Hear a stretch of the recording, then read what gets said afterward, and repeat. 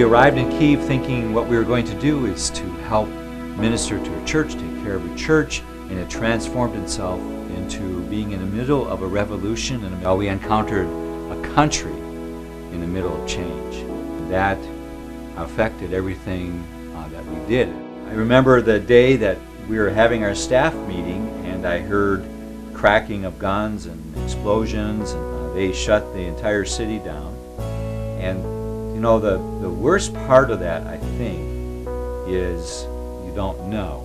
You don't know what's happening. You don't know what's going on. Our resolve was that we stay.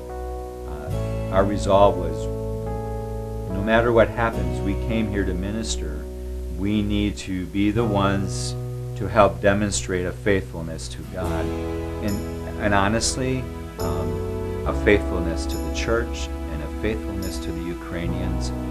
Keith would say to me, you need to pack your bags, you need to go back to America. And I would say, I'm not going.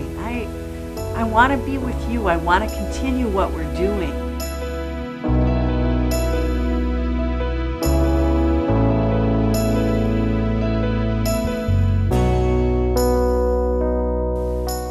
There's at least 30 cities, population over 10,000 people, all the way up to 50,000 people that don't have a gospel representation.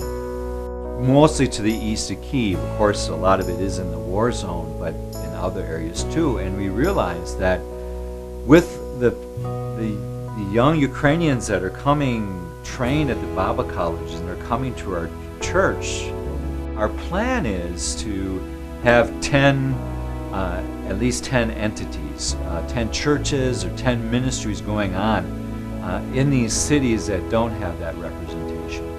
There are many opportunities for us to begin planting more churches.